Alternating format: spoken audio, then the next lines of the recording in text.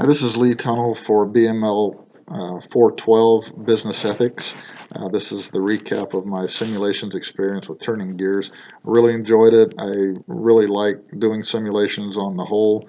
I think they give us, and Turning Gears really gave us an opportunity to apply and really think about in a real world setting the ethics situations and issues that we've been reading and learning about. So I thought it does a really good job of helping us be able to apply what we are learning.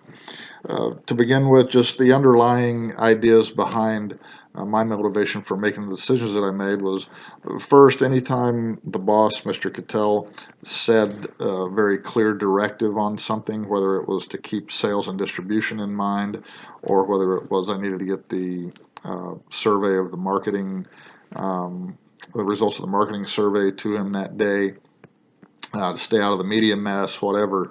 Those were the things that were my priorities. If there was a decision between doing one thing or another, I always made sure I got done what he wanted to get done.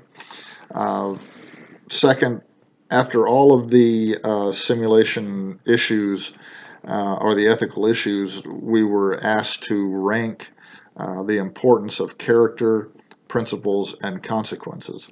And I think that was a very important part of this exercise because I found that all of the issues, I prioritize character first, being what do I want to be and what do I want the company to be. And then second was principle. What are the principles behind the decisions that are being made?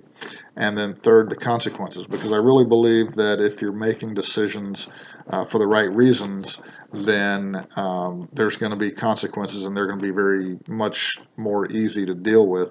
And realizing that if you make decisions based on character and principle, there's going to be people that disagree with your character and principles, and so there are going to be some negative consequences. So we just have to deal with those. Three of the issues that I wanted to touch on briefly that I thought were interesting in this simulation was, number one, the plaques issue.